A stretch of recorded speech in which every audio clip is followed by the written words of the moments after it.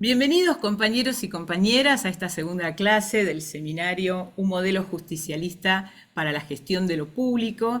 Este seminario, que es un acuerdo entre el Instituto Patria, el Partido Justicialista y la Escuela Justicialista Néstor Kirchner.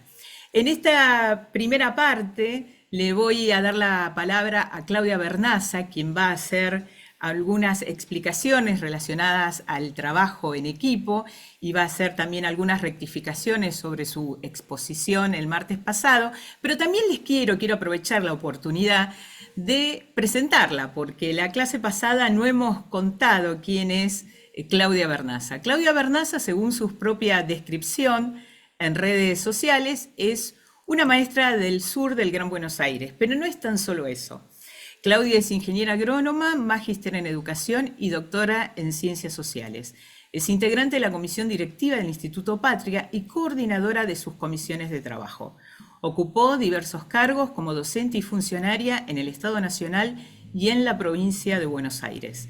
Claudia es diputada nacional mandato cumplido y autora de la Ley Nacional de Financiamiento Federal a la Ciencia y Tecnología.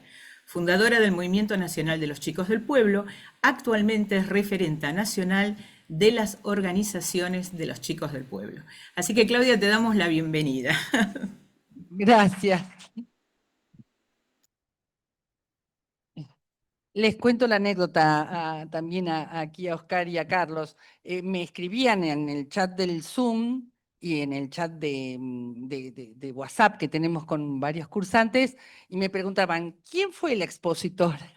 ¿Cómo se llama la expositora? Claro, nos habíamos olvidado de la presentación, así que gracias, Paula. Una pequeña rectificación porque se los dije en forma confusa respecto de la actuación de Federico Pinedo en los planes económicos de la Argentina.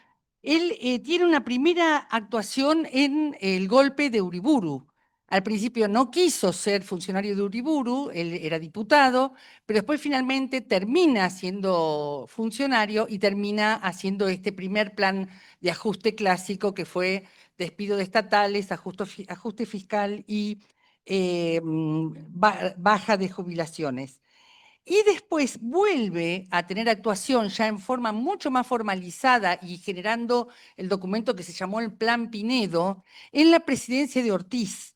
Es ministro de Hacienda desde 1940, de esa presidencia, y es cuando presenta ese proyecto de ley, el plan, un plan absolutamente tímido de sustitución de importaciones, que es el que finalmente le rechaza la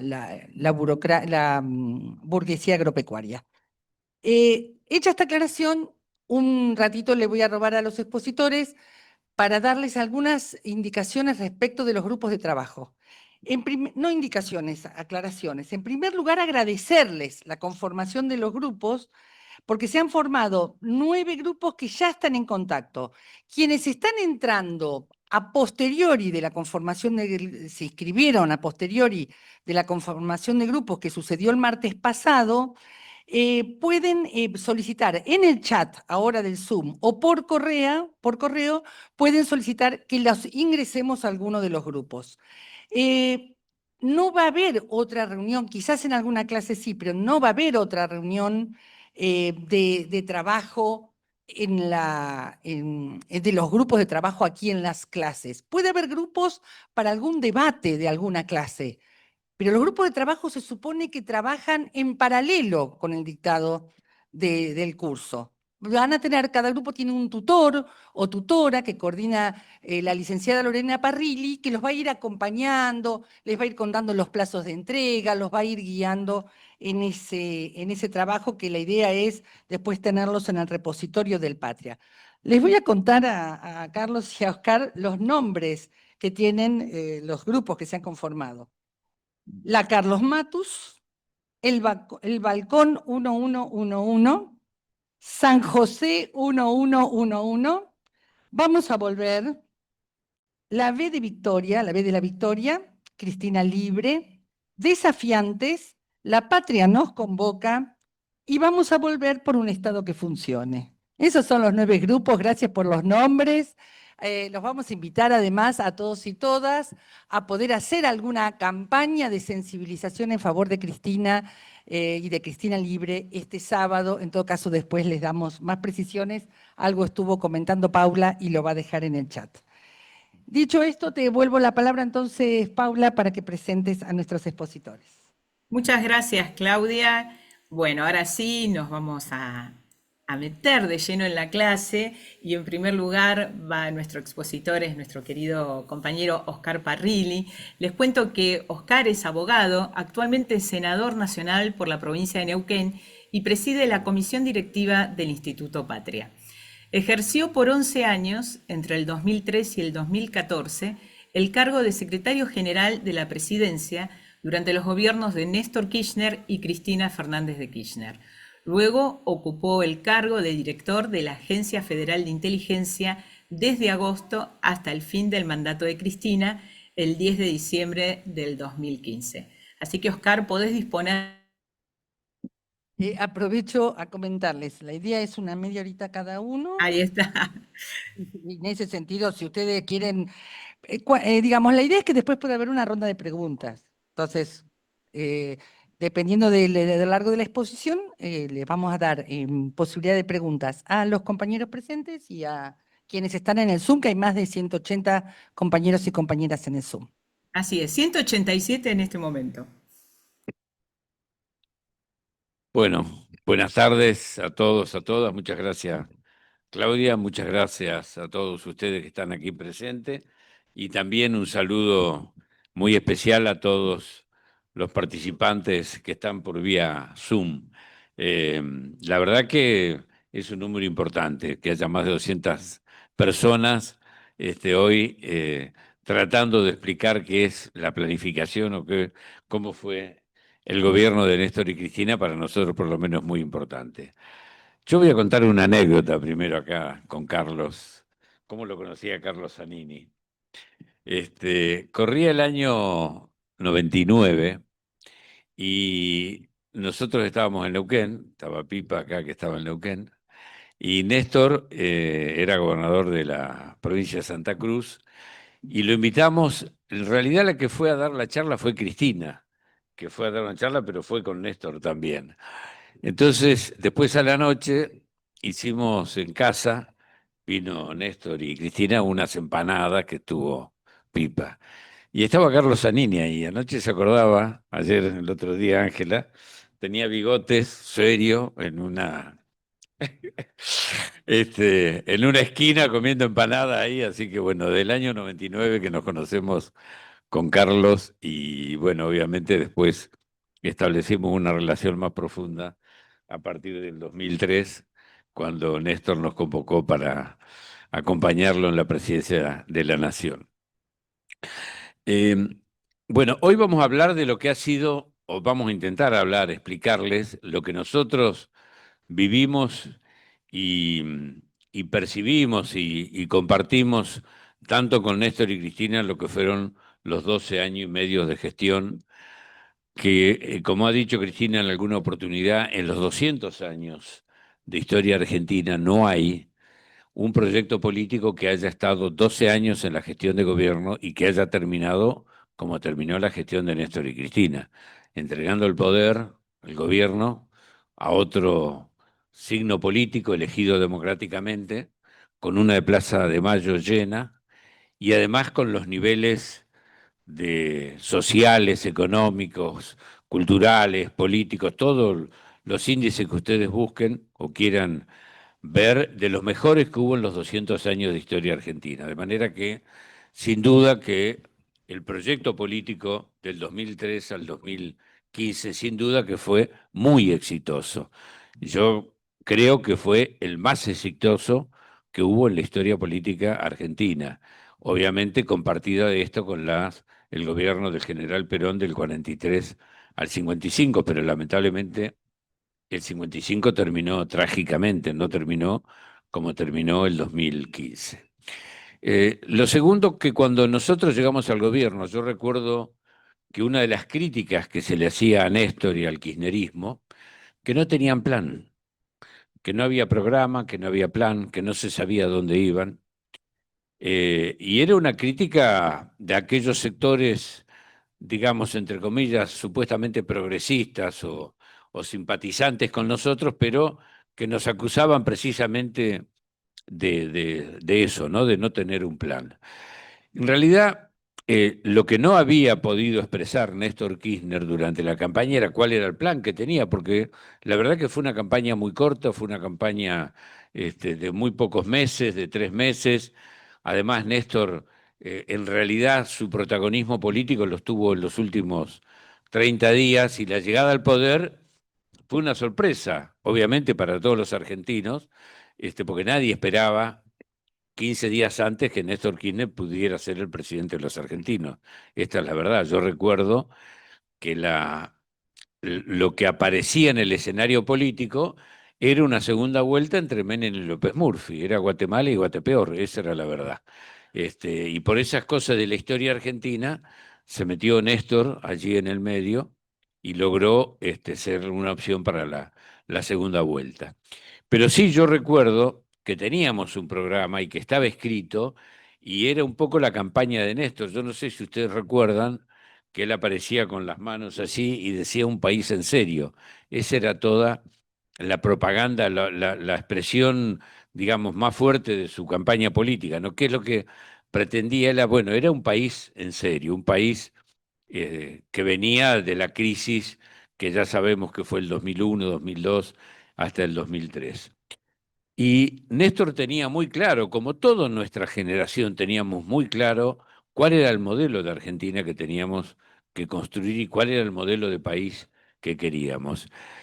Y yo lo quiero, hay dos hechos que marcan con claridad este tema. Primero, cuando Néstor asume, existía el Ministerio de Economía, existía el Ministerio de Desarrollo Social, el Ministerio de Energía, el de Finanzas, y Néstor crea el Ministerio de Planificación Federal, Inversión Pública y Servicios, que lo pone a cargo a Julio de Vida, que fue un gran ministro de precisamente esto, la planificación federal, que era la concepción que Néstor tenía, había que planificar el país desde lo federal, la inversión pública como un eje fundamental de la actividad que se iba a llevar adelante en la nueva Argentina que se estaba construyendo, y servicios, que eran los servicios de luz, gas, agua, los servicios públicos esenciales que tenemos. Ese fue un ministerio creado por Néstor Kirchner, donde de entrada, con la creación de ese ministerio, además vos recordarás, Carlos, que hubo algunos peleas allí, porque el Ministerio de Economía, que estaba en manos de Labaña, había áreas que no quería dejar que se la llevaran, ¿no? El tema de energía, servicios públicos y todo lo demás, ¿no? Fue una pelea, pero fue una decisión estratégica la que tomó Néstor Kirchner cuando asumió el gobierno, que demostró claramente cuál era el objetivo que tenía. Y el segundo elemento, yo creo que fundamental en eso, fue que desde el Ministerio de Planificación Federal, y yo creo que en el año 2005 o 2006, lo presentamos, se hizo un trabajo, estaba Graciela Oporto, una funcionaria del Ministerio de Planificación Federal, un trabajo con todas las provincias argentinas, independientemente del signo político que fueran, y se elaboró una planificación federal de cuáles eran las obras públicas más importantes que necesitaba la Argentina. Y esa planificación federal se hizo de abajo hacia arriba, porque no fue que desde el ministerio se estableció que en La Rioja había que hacer tal o cual obra pública. Los funcionarios de planificación federal fueron a cada provincia, a cada municipio, y con cada provincia y con cada municipio definieron cuáles eran las obras estratégicas que había que llevar adelante para lograr el desarrollo de cada una de las provincias. Y así fue, por ejemplo, entre otras cosas, uno de los temas fundamentales que se decidió, que fue la integración energética. Se hizo, que muchas veces no se nombra esto, pero lo que es, antes la Argentina no estaba conectada energéticamente. ¿Qué significa esto? Que estaba la energía en Buenos Aires, en Córdoba, pero Formosa no tenía, o La Rioja no tenía, o la Patagonia no tenía, no estaba interconectada, con lo cual la energía era mucho más cara en esos lugares y además impedía la posibilidad de tener industrias locales porque no había energía. Una de las grandes obras fue precisamente ese anillo energético que se hizo y hoy la Argentina está absolutamente integrada desde el punto de vista energético. Fue uno de los temas estratégicos que se llevó adelante. Pero además Néstor tenía claro qué es lo que había que hacer. Y además sabiendo cuál era la Argentina que teníamos. Una Argentina absolutamente endeudada, una Argentina en default, una Argentina con el ánimo de los argentinos por el suelo. La salida que tenían los jóvenes era Ezeiza, se explicaba de esa manera, el rechazo a la política, el repudio a la política. Esa era la Argentina que tenía. Y en ese marco, Néstor comenzó a construir todo lo que se hizo del 2003 al 2015. Yo tengo acá este libro, que se los voy a mostrar, y que ahora les voy a... Este libro lo hicimos en el año 2015, cuando terminaba nuestra gestión. Dice, tenemos patria, tenemos proyecto, tenemos futuro. Que en este libro se relata, y ahora me voy a referir a las partes que habla este libro, todo lo que fue la gestión de gobierno de Néstor y Cristina del 2003 al 2015. Está todo allí, eh, no por ministerio, sino temáticamente, demostrando cuáles son las áreas estratégicas en las cuales trabajamos. Como aviso, les digo, este libro está a la venta, nos sirve para recaudar fondos para el Instituto Patria, así que a los que quieran adquirirlos, después está acá a la módica suma de 30.000 pesos. Pero antes de ir al desarrollo del libro, quiero mostrarles una foto, porque de alguna manera es la Argentina que existía en ese momento, ¿no? Acá para que la puedan ver. Esta fue la fiesta del Bicentenario, fueron 10 presidentes caminando por la calle entre la gente, y esta era la Argentina que estábamos construyendo y que había construido Néstor y Cristina desde el 2003 al 2010, ¿no? Acá van a ver, está desde Piñeira hasta Néstor, el único que no está acá es Chávez porque se había quedado atrás saludando a la gente, pero esto es en el medio de la Plaza de Mayo y entre la gente. Caminaron 7 cuadras, 10 presidentes rodeados del pueblo hasta el palco donde después fue el escenario. Pero bueno, yendo a la planificación que se llevó adelante. Primero, se tocó un tema fundamental que Néstor lo tenía muy claro y además, a pesar de que muchos después lo acusaban a Néstor de que se había apropiado los derechos humanos, la postura de Néstor con respecto al tema de los derechos humanos ya venía de mucho antes. Y Carlos seguramente lo debe conocer, yo no lo vi porque no estuve en Santa Cruz, pero cuando Néstor llegó, toda la lucha que habían hecho los organismos de derechos humanos digamos, en reivindicación a la condena a los genocidas y a la reivindicación de los derechos humanos, se plasmó en 3 palabras, que fue memoria, verdad y justicia, y que llevó adelante toda esa acción y que nos mostró ante el mundo como el único país en el mundo que había llevado adelante una acción tan fuerte y tan decidida y tan concreta con respecto al tema de la violación de los derechos humanos, que fue uno de los temas fundamentales de su accionar de gobierno. Y además, si uno, no sé, probablemente alguno de ustedes recuerde, si uno piensa lo que ocurría en la Argentina en el año 2003-2004, si nosotros le preguntábamos y hacíamos un plebiscito con la sociedad argentina con respecto al tema de derechos humanos, la concepción mayoritaria que había o el clima que había era: no, miremos para adelante, eso son cosas del pasado, tenemos demasiados problemas los argentinos. Fue la decisión política, obviamente, que fue los organismos de derechos humanos, las madres y las abuelas, que supieron mantener esa consigna a lo largo de la historia. Pero si no hubiera existido la decisión política que tuvo Néstor y Cristina, pero sobre todo Néstor en ese momento, de juzgar a los genocidas, la nulidad de las leyes de obediencia de vida y punto final, la iniciación de los juicios y toda la política de derechos humanos, no hubiera existido. Esto fue claramente una decisión política que Néstor tomó en ese momento y por eso fue que fue modelo y que fue ejemplo en todo el mundo. Yo recuerdo que tuvimos un incidente, vos te acordarás, Carlos, cuando Baltasar Garzón intentaba juzgar desde España a los violadores de derechos humanos y que nos estaba pidiendo la extradición de algunos genocidas, y para nosotros era un problema eso, y realmente lo que se hizo fue rápidamente, se avanzó en las leyes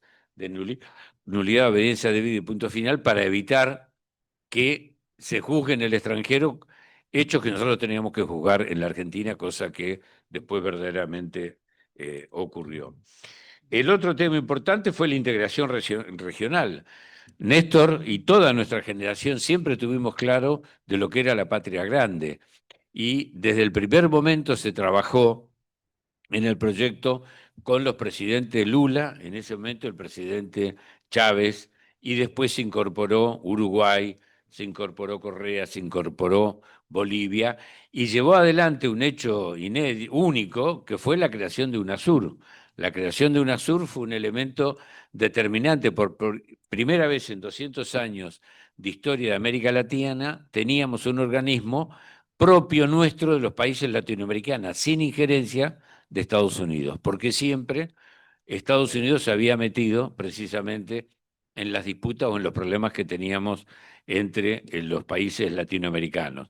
No por nada, después tanto Macri como Lenín Moreno como Bolsonaro destruyeron el UNASUR, que tenía su sede en Ecuador, en, precisamente en Quito, un edificio hermoso que fuimos a la inauguración en el año 2010, y esa creación de UNASUR dio lugar a muchas acciones importantes que se llevaron adelante. Entre ellas, por ejemplo, por primera vez se hizo una planificación conjunta en defensa de los países latinoamericanos, que tenía que ver con cuáles eran las estrategias de defensa, cuál era que necesitaba América del Sur, cuáles eran las hipótesis de conflicto y cuál era el armamento que tenían que tener los países latinoamericanos para no competir entre sí y terminar con lo que alguna vez fue una pelea o una carrera para ver quién tenía armamentos,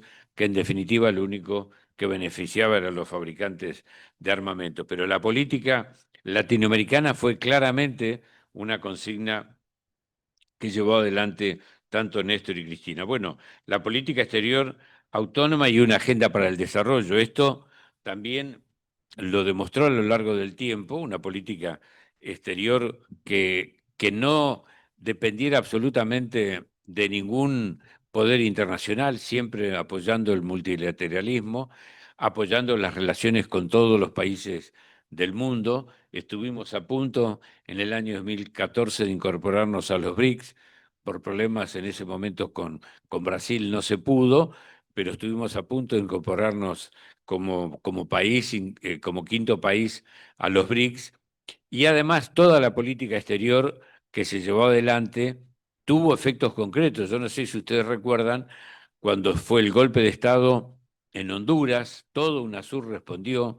Cuando fue el atentado, el intento de golpe de Estado en Ecuador contra Rafael Correa, cuando las fuerzas también se respondió, hubo hechos concretos que demostraron que el UNASUR funcionó y que fue una herramienta que sirvió para la integración y la unidad de los pueblos de ese momento.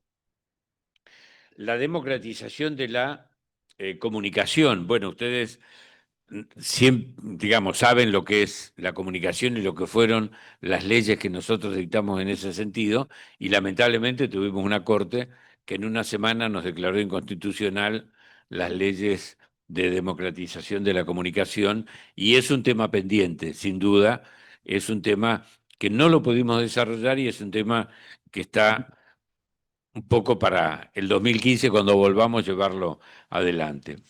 La participación popular y democrática, obviamente, ustedes recordarán todas las acciones públicas y políticas que nosotros llevamos adelante, no solamente la fiesta del Bicentenario, fueron todas las fiestas patrias. Nos criticaban precisamente cuando llevamos adelante las fiestas patrias populares, que las fiestas patrias dejaron de ser un reducto de los funcionarios, un reducto del ejército, esos famosos desfiles cívico-militares que lo único que servían era para que los militares gastaran unos pesos y salieran a mostrarse, y transformamos realmente la participación popular en esas fiestas patrias que de alguna manera significaron el inicio en muchas provincias argentinas, la repetición precisamente de esas actividades. Así nacieron, si bien es cierto que había muchas fiestas populares que tenían que ver con hechos históricos de cada una de las provincias, todo eso se fortaleció, se hizo mucho más amplio, mucho más participativo, y la gente participaba activamente de eso. Incluso recuerdan los carnavales, hasta llegamos en su momento a hacer los carnavales federales que después se dejaron de lado, pero que de alguna... el feriado, se instaló el feriado del carnaval, pero que de alguna manera lo que había atrás de eso era la necesidad de que el pueblo participara junto con sus autoridades en el festejo, en la conmemoración de los hechos patrios, no solamente una cuestión reservada a los funcionarios, eh, a los funcionarios públicos. Bueno, la democratización de la justicia, obviamente que esto también quedó trunco, es un desafío que tenemos por delante, hicimos leyes en ese sentido, pero bueno, las pruebas al canto, digamos, ¿no? Si hoy tenemos a Cristina presa, está muy claro que esta tarea de democratización de la justicia es una tarea inconclusa y que tenemos por delante. Lamentablemente, tenemos una justicia que sigue respondiendo a los intereses económicos, a los intereses políticos y a los intereses que están precisamente en contra de todo lo que tiene que ser el desarrollo de los pueblos, el desarrollo nacionales. El desendeudamiento. No solamente nosotros dejamos de lado, y Néstor cuando le pagó al Fondo Monetario Internacional en el 2005, sino que hicimos la reestructuración de deuda más importante que se haya hecho hasta ese momento de las deudas externas y los default en el mundo. El default nuestro fue de un 1,30 del PBI que tenía la Argentina en ese momento, y reestructuramos esa deuda hasta el 93% de la deuda, y además con una quita arriba del 70% del capital y con posibilidad de pagar, cosa que efectivamente se hizo. Durante toda la gestión de Néstor y Cristina, nosotros, o el pueblo argentino, pagó 100.000 millones de dólares entre capital, intereses, Fondo Monetario, los Bodén, todo lo que se pagó fue aproximadamente 8.000 y pico millones de dólares por año, y cumplimos con todos los compromisos externos que habíamos asumido. Al punto tal que ustedes seguramente lo han escuchado, en el 2015, cuando Cristina dejó el gobierno de Argentina, éramos el país con menor deuda prácticamente de todo el mundo. No solamente el Estado argentino estaba desendeudado, sino que estaban las familias y las empresas desendeudadas. Por eso, concepto que el peronismo siempre tuvo de la independencia económica. Para tener independencia económica no hay que tener deuda. Lamentablemente, hoy estamos como el juego de la boca, con 4 o 5 pasos para atrás. Una nueva matriz productiva. Está claro lo que se llevó adelante en materia de no solamente inversión pública, sino de incentivo a la actividad privada. Cuando hubo incluso problemas de financiamiento, fue el Estado el que salió a financiar a través de los créditos del Bicentenario, cuando hubo una crisis financiera internacional que agravó las condiciones de crédito en la Argentina, fue el Estado el que salió a financiar, y llevamos adelante todo un proceso productivo como pocas veces se vio en la Argentina. Yo siempre cito dos casos que en esa videoconferencia que hacía Cristina, una videoconferencia que hizo con la fábrica de Coca-Cola, la planta de Coca-Cola que tenía en La Matanza, que era FEMSA, Capitales Mexicanos, y que una ampliación de la fábrica FEMSA, y este empresario mexicano contó allí en esa videoconferencia que ellos estaban haciendo la inversión porque la Argentina era el país de Latinoamérica que mayor consumo per cápita de Coca-Cola había, con lo cual estaba demostrando claramente que la Coca-Cola no es un elemento esencial de la vida humana, pero estaba demostrando el nivel de consumo y el nivel de vida que tenía la clase media y los sectores del trabajo. Y al tiempo, al mes y pico, una videoconferencia que hizo con una fábrica norteamericana en Pilar de fabricación o producción de alimentos para mascota.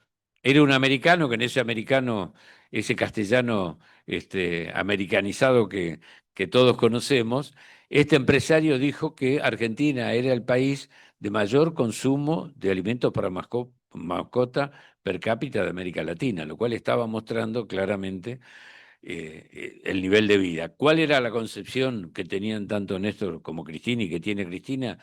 Que el consumo interno es lo que posibilita la inversión. Y ese consumo interno es lo que después facilita que esos productos se puedan exportar, porque tanto la Coca-Cola como también estos productos de mascotas, alimentos para mascotas, después se exportaban. Yo estoy mirando el reloj, no quiero hacerlo más largo y dejarlo a Carlos y después en todo caso para... Bueno, la ciencia y la tecnología, está muy claro el concepto que tenían tanto Néstor, la repatriación de más de 1.100 científicos y técnicos, el Ministerio de Ciencia y Tecnología y todo lo que hicimos a lo largo y a lo ancho del país. Y así en esto podemos hablar de lo que fue la educación pública, el fomento que se le dio a la educación pública, no solamente con la construcción de escuelas, la distribución de las netbooks, la distribución de los libros, la distribución de los manuales y de todo lo que era necesario para la educación, y además el salario de los docentes, que también se mejoró sustantivamente el salario de los docentes y la educación pública. Además, fíjense, nosotros en el año 2013, 2014, teníamos datos que nos acercaba en su momento el ministro Silione, el ministro de Educación, donde veíamos que había un corrimiento y un crecimiento de la matrícula en escuelas privadas. Y entonces la pregunta que nos hacíamos era ¿por qué, si nosotros estamos haciendo tanta inversión en la educación pública, hay un aumento de los alumnos en escuela privada? Bueno, ¿por qué? Porque la capacidad adquisitiva de muchos trabajadores les permitía mandar sus hijos a la educación privada, por el entendimiento de que allí, o esa concepción de que había una educación mejor, independientemente si la hay o no. Pero lo que digo es que esta percepción estaba y esos datos nos aparecieron, con lo cual ustedes la han escuchado seguramente a Cristina varias oportunidades decir, nosotros tenemos que mejorar la educación pública. No alcanza con decir educación pública para todos, tiene que ser educación pública de calidad para todos y todas. Esa es lo que tenemos que agregarle y es uno de los desafíos que tenemos para adelante. Pero bueno, no quiero seguir más, le dejo la palabra a Carlos y después en todo caso, porque ya hace casi media hora que estoy hablando. Muchas gracias. Muchas gracias, Oscar. Antes de que el doctor Zanini tome la palabra y de presentarlo, quiero contarles que somos actualmente en el chat 206 participantes y hemos llegado a ser 208, así que algunas conexiones son un poco inestables y van y vienen. Les presento ahora al doctor Carlos Zanini, quien es abogado. Acompañó a Néstor Kirchner en los cargos de secretario de Gobierno Municipal durante su intendencia en Río Gallegos. Al asumir Kirchner la gobernación de la provincia de Santa Cruz en 1991, fue su ministro de Gobierno, luego diputado provincial entre los años 1995 y 1999 y finalmente presidente del Tribunal Superior de Justicia hasta el 24 de mayo de 2003. Ejerció por 12 años, entre el 2003 y el 2015, el cargo de secretario legal y técnico de la Nación Argentina, durante los mandatos presidenciales de Néstor Kirchner y Cristina Fernández de Kirchner. En las elecciones presidenciales de 2015 fue candidato a vicepresidente como compañero de fórmula de Daniel Scioli y desde 2019 hasta 2023 fue procurador del Tesoro Nacional. Le damos la bienvenida y le cedemos la palabra a nuestro compañero querido.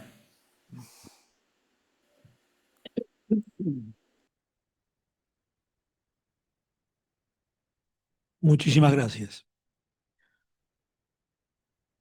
Muchísimas gracias sobre todo a los que están lejos y mirando y luchando con la computadora para poder estar presente, y a ustedes, porque yo soy de aquellos oradores que necesitan un contacto personal con las personas con las que estamos hablando, así que ustedes me sirven bien para ubicarme de que estoy hablando con gente al frente. Si esto fuera un Zoom, no tendría idea de quién me mira, qué es lo que está diciendo. Y yo, como no soy docente, como no he ejercido la docencia, necesito esto, no tengo preparación para docente. Por supuesto, yo he sido muy buen alumno en la primaria, muy buen alumno en la secundaria y con interrupciones, buen alumno en la universidad. Pero me he transformado en un personaje irresponsable que no respeta ni los títulos ni los temas. Eh, Ese libro no me lo hace leer Parrilli ni loco. Entonces, dijo, ¿qué puedo hablar yo que realmente nos interese y con lo que podamos salir, no digo enriquecidos, digo con una idea puesta ahí, una semillita puesta en algún tema? Y se me ocurrió que es interesante que reflexionemos por qué la quieren en prisión a Cristina y por qué quieren impedir que se presente a elecciones, que sea elegida y que desarrolle una actividad pública. Porque con los números que estamos mirando, ella ha sido quien ha presidido 2/3 partes, los 12 años y medio. Está bien que Néstor estuvo hasta el 2010 y que no estuviera en la presidencia estaba también, pero Néstor solo aportó 7 años de su vida a mejorar la Argentina. Ya había mejorado la provincia de Santa Cruz, vino a hacer el aporte en el orden nacional, pero Cristina se quedó desde el 2010 sin compañero y con un gobierno a cargo. Fíjense ustedes, no parece razonable que se quiera prescindir de la participación en la política, de la participación en las elecciones y de la colaboración para la acción pública de una persona con semejante experiencia, con semejante liderazgo y que cuenta, yo diría que hoy es la figura pública más querida de la Argentina, individualmente considerada, ¿no? Entonces, se me ocurre que este es un tema que nos puede ayudar a ver cómo viene la mano. Y digo, está bien, ese va a ser el tema. Vamos a tratar de reflexionar de por qué este ensañamiento con la figura de esta mujer que ha hecho tanto por el país. Y no quiero caer en teorías sociológicas, políticas o lo que sea. Yo creo que nosotros tenemos que reflexionar. Yo recuerdo siempre toda la tarea que tuvo que hacer Scalabrini Ortiz para llegar a la conclusión de que la Argentina era un país que era una colonia. Él tuvo que estudiarse eh, los, todos los balances de las empresas ferroviarias, leerse los debates en el Parlamento inglés, acudir a la prensa internacional para ilustrarse respecto de cómo eran los mecanismos de dominación. Y su conclusión fue esa. Hay un modelo de dominación en el mundo que pasa por el dominio de los mares, el endeudamiento de los países y digamos, la dominación material, digamos, con armas en el mundo y la dominación por los medios. Yo creo que eso ha venido cambiando, porque él hablaba de la Argentina de 1930 y pico, ¿no? Después colabora con Perón y es el que le felicita por haber tomado los ferrocarriles. Pero para él fue una tarea muy larga. Yo, para no ponernos a estudiar cada uno de los mecanismos de dominación que hoy nos utilizan, de los cuales la manipulación de la justicia es una parte, acudí a algo que encontré casi de casualidad. En la función pública yo me tuve que estudiar la relación de la Argentina con el Fondo Monetario Internacional. Ustedes saben que el problema mayor que tenemos hoy es la deuda con el Fondo Monetario Internacional. Nos ilustra sobre esa relación un libro pequeño, si se lo mira respecto de todo lo que abarca, que es de Noemí Brenta, que se llama La relación entre la Argentina y el Fondo Monetario Internacional. Perdido en un anexo, en una página por allá de la mitad al fondo del libro, apareció una hojita que a mí me ilustró más que los balances de los ferrocarriles ferroviarios a Scalabrini y Ortiz. Le estoy muy agradecido a esta hojita y ya le he compartido claro, como no tengo la potencia de voz de Cristina, no hay otros que la lean, que lo busquen. Si ella lo dijera un día, estaríamos todos buscando a ver el libro de Noemí Brenta, dónde está. Esto, fíjense ustedes, miren, es algo de 1988. Hay cosas que estaban por pasar, sí, hay cosas que habían pasado, cosas que estaban por pasar y cosas que están sucediendo hoy en la Argentina. Y son unas notas que toma Rodolfo Terraño, ministro radical, de una charla que tiene con el segundo del Tesoro norteamericano, ¿no? Yo descubro la importancia de este personaje que está hablando con él, que le hace esta descripción que anota de puño y letra Terraño, con el libro que publica Torres respecto de los años que estuvo en el ministerio. Este personaje que se llama, fíjense ustedes, Edwin H.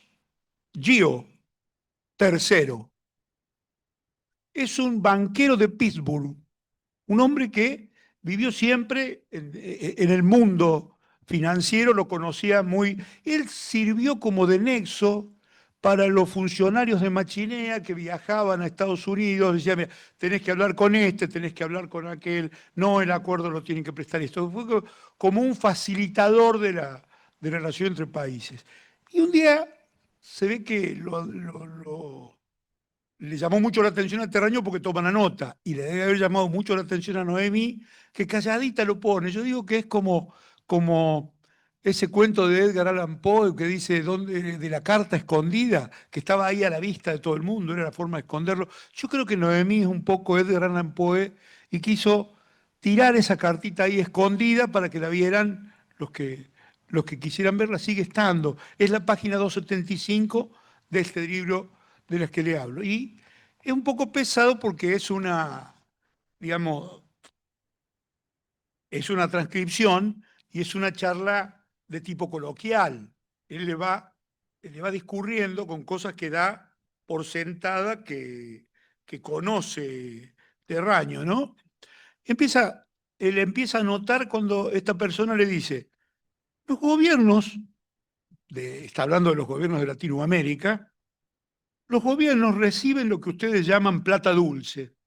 Los banqueros saben, ubíquense, en 1988 la deuda no era tan grande, estaba en otra perspectiva, pero ya tenía su peso. Grispum se pasó gran parte de su programa económico tratando de renegociar con el Fondo Monetario Internacional, aunque era relativamente pequeña la deuda. Dice, los gobiernos reciben lo que ustedes llaman plata dulce, los banqueros saben que no van a poder recuperar el capital, pero no les importa. El objetivo de ellos es cobrarse en especie. Ahora están quedando al descubierto. Aquí lo tiene a Rhodes, perteneciente, persiguiéndolo. Rhodes era secretario de Hacienda de Estados Unidos, persiguiéndolos a ustedes y a Mulford, dándole apoyo a Rhodes desde el Tesoro. Ellos quieren que los países deudores conviertan su deuda en bonos. Todavía esa deuda estaba en contratos. Y los van a ayudar a ustedes a colocar los bonos argentinos en fondos de inversión que manejen la plata de pequeños ahorristas diseminados por todo el mundo. Cuando llegue el momento de pagar y no puedan, ¿cómo van a hacer ustedes para renegociar con millones de ahorristas dispersos por todo el mundo? No van a poder. Entonces les dirán, paguen con acciones. Para resolver el problema de la deuda, ustedes tendrán que entregar hasta la última empresa pública. Y no solo eso, los obligarán a que abran de golpe el mercado interno. La industria argentina no lo resistirá y ellos se quedarán también con las empresas privadas. El Citi, en aquel momento el Citibank, hay muchos ex banqueros del Citibank que son dueños de fortunas inconmensurables en este momento.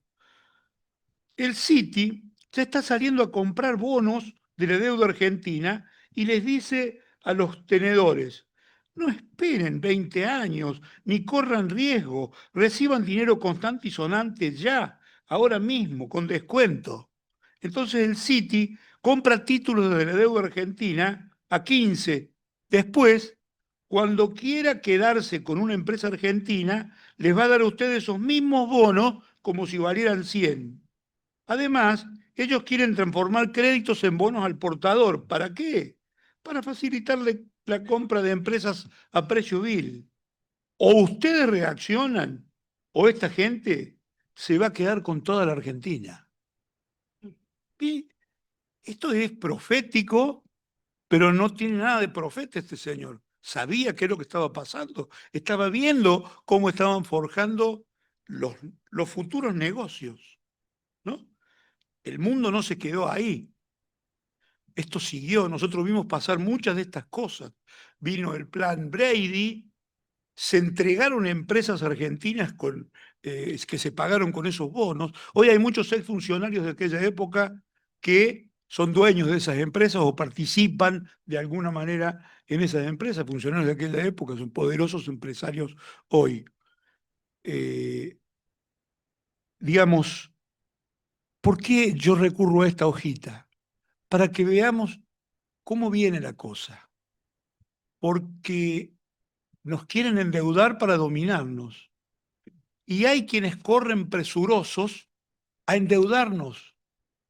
Y van cambiando las cosas. Yo pensaba, pucha, al final, con Martínez de Hoja, una parte de la población le iba mejor que con Caputo. Porque resulta que en aquel tiempo estaba la tablita, como ahora, estaba el gasto enorme en el exterior, como ahora, y en el interior se podía hacer una bicicleta financiera de plazos fijos, en donde corríamos todos para tratar de que no quedara la plata en el bolsillo de lunes a viernes o de viernes a lunes porque se perdían fortunas. Hoy eso ya no está. Hoy el Estado argentino le genera negocios solo a los fondos de inversión, porque a ellos les da el bono que puede hacer el carry trade de ponerse en pesos hasta un determinado momento, hacer la ganancia y llevarse los dólares. Y ya no nos prestan los privados. Hemos superado esto que decía Gio, o Geo, o Io, no sé cómo se pronunciará este banquero, que es para mí un oráculo y un profeta. Este, eh, Ahora, fíjese cómo ha cambiado la cosa, que los fondos le ordenan al Fondo Monetario Internacional que le dé la plata a la Argentina que ellos se van a llevar, porque ya no les queda empresas públicas, no le queda nada para entregar. ¿Cómo se aseguran la ganancia para ellos tener unos buenos balances? Pues dice, mirá, tengo esta deuda, tengo esto, figura en balance, el bono que cobran esos CEOs está relacionado con esa plata que tienen y cuidan esa plata porque dice, total, el fondo te la dio, dámela a mí. Es como que le tocan el hombro al fondo para que nos dé la plata y Caputo va y se las da a ellos. Esto es lo que hizo en el 2018 y es exactamente lo que está haciendo ahora. Miren qué distinto. Néstor soñaba con juntar en el Banco Central 50.000 millones de dólares. Si nosotros tuviéramos en el Banco Central 50.000 millones de dólares, pensaba él, nosotros vamos a poder apalancar el desarrollo de la Argentina.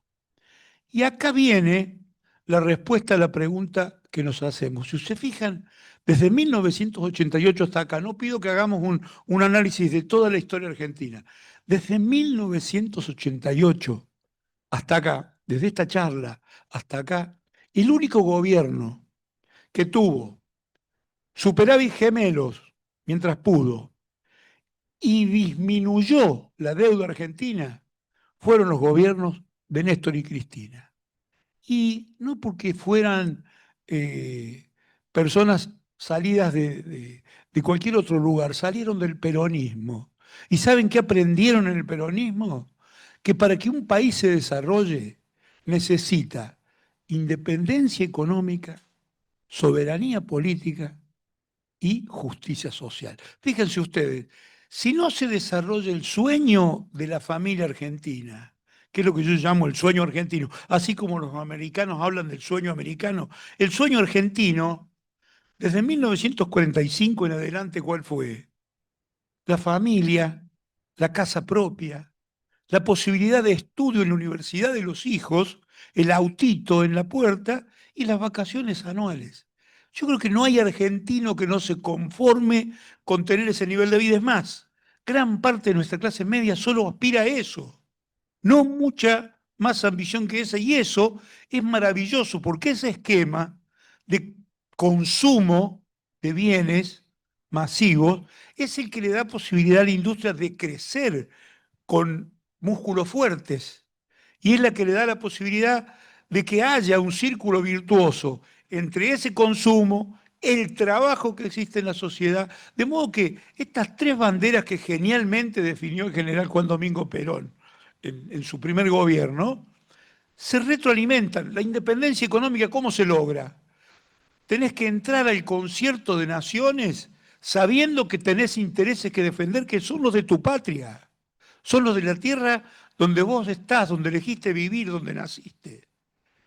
Y para poder tener esa independencia económica, no te pueden venir a mandar de afuera que vos tomes las decisiones que otros quieren. Tienen que ser decisiones propias, ni siquiera copiadas de ningún lugar. Ni copiadas de ningún lugar, porque no se puede copiar de un país a otro. Cada país tiene que encontrar el camino de su desarrollo y el nuestro está ligado a ese sueño de los argentinos, a ese sueño. Consumo interno próspero, prosperidad de las empresas, decisión política clara de defensa de los intereses argentinos para que pueda existir justicia social. De ahí la necesidad de un 50-50, una distribución de la riqueza que sea justa. Entonces, independencia económica se logra si hay soberanía política y decisión local, decisión nacional, decisión en la patria, no actitud de colonia, no actitud colonizada, no pensar con el cerebro de los otros, no ir a comprar con el manual del almacenero. Y justicia social, porque en el peronismo y en la Argentina se concibe que yo no puedo estar bien acumulando mientras los otros pasan hambre. Esto es, yo diría, son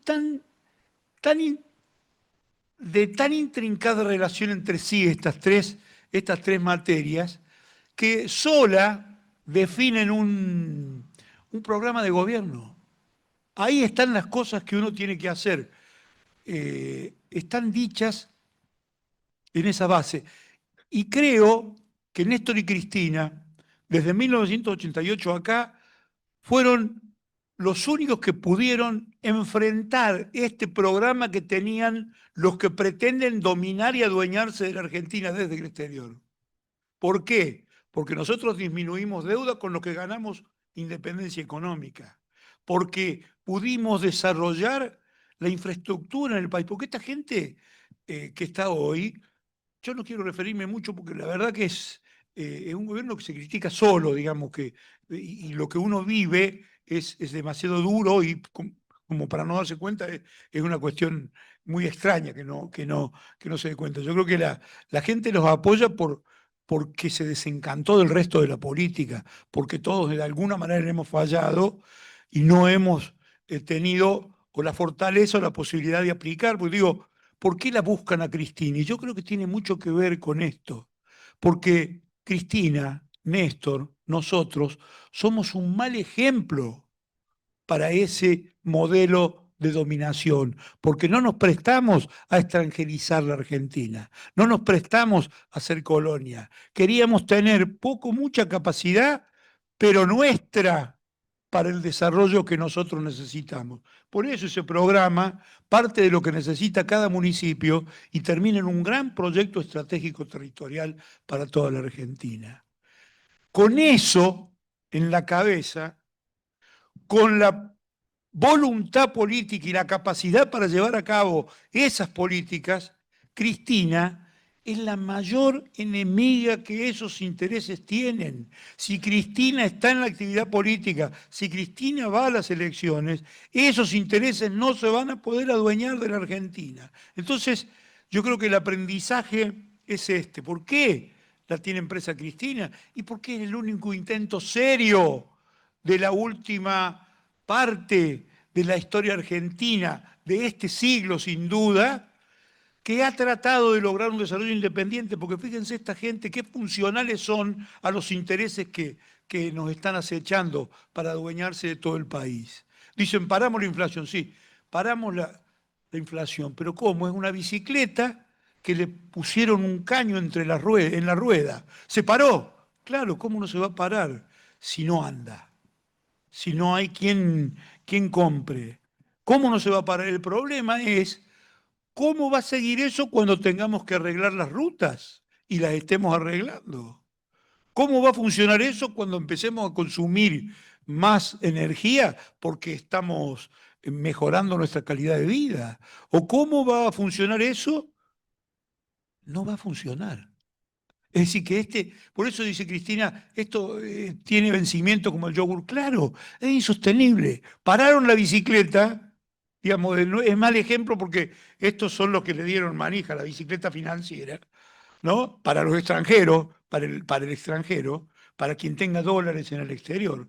Entonces digo, la única posibilidad seria de que la Argentina empezara a desarrollarse y encontrara los mecanismos para inducir, porque el mal que tiene la economía argentina, más allá de lo que me escriban y me expliquen los que leen mucho y saben mucho de economía, es que la ganancia que produce la economía en la Argentina no queda en la Argentina ni se reinvierte en la Argentina. Se va a la formación de activos externos y está, como nos tiene el ministro Caputo, en la isla de Man, teóricamente. Eso es un mecanismo que le resta posibilidades a la economía argentina. Si esa plata, en lugar de estar, dicen el colchón Caputo, su colchón es la isla de Man, si en lugar de estar en la isla de Man estuviera en un banco en la Argentina, estaría poniendo en cabeza del banquero la necesidad de lograr, prestando esa plata, una rentabilidad para pagarle los intereses a Caputo. Y eso sería muy bueno para la economía argentina. Lo que le está faltando a la economía argentina es eso. Empresarios que se hacen ricos en la Argentina se la llevan al exterior. Entonces, no hay sociedad que pueda mejorar si la ganancia continuamente está drenando hacia afuera. El secreto de los países es que esa ganancia vuelva reinvertida, cree más capacidad de trabajo, más modernización, más inversión. El tema está en que esto no se puede lograr ni con la policía, ni con prohibiciones, ni con ninguna ley penal. Hay que hacerlo. Yo digo, fíjense lo paradójico, hay que obligarlo al rico a ser más rico en la Argentina. Hay que ayudarlo a ser más rico en la Argentina con incentivos para que no saque la plata al exterior, que la vuelva a poner en la Argentina. Tendríamos que transformarnos en los maestros del incentivo a la riqueza en la Argentina. Esto está en el núcleo de lo que está buscándose. Ustedes se dan cuenta que Cristina no habla del pasado, ella casi no habla de todo lo que hizo, pudiendo hablar horas de lo que hizo en el gobierno? ¿Está pensando cómo vamos a mejorar esto, cómo vamos a mejorar aquello? Tenemos que repensar aquello otro, tenemos que hacer esto. ¿En qué nos equivocamos? ¿Qué es lo que tenemos que buscar? Esa mujer es muy peligrosa y hace muy bien en temerle. Y hace muy bien en temerle. Porque esas ideas, si prenden en la juventud argentina, esas ideas, si prenden en el pueblo argentino, nos transforma en una potencia que no va a parar de crecer. Yo creo que hay que prestarle mucha atención a lo que el resto de la política haga respecto de Cristina. ¿Por qué? Porque en ella no solo persiguen la potencia de lo que podría ser Cristina volviendo a la función pública o participando de alguna manera, no digo que vuelva a la gestión diaria, digo participando de alguna manera, esa potencia va a estar terriblemente acompañada por el pueblo argentino. Entonces, no solo buscan parar eso para poder aplicar ese plan de extranjerización de la Argentina, sino que buscan que el resto de los políticos, mirando cómo la escarmientan a ella, se queden bien en el molde cuando lleguen a la presidencia y digan malas palabras, rompan esto, agarren a patada los micrófonos o hagan cualquier payasada o se transformen en cualquier tipo de animal, pero no le toquen los intereses a ella. Seguí endeudándote, seguí pidiendo en el fondo, seguí, no era que iba a romper el Banco Central, ahora el Banco Central está dándole ganancias a los fondos de inversión. Yo ya quiero redondear diciendo que el problema que tenemos muchos es que no tenemos plena conciencia de lo colonizados que estamos. Yo encuentro a economistas que dicen, no, yo soy keynesiano, yo soy esto. Loco, mirá que Keynes es uno de los que diseñó el Fondo Monetario Internacional.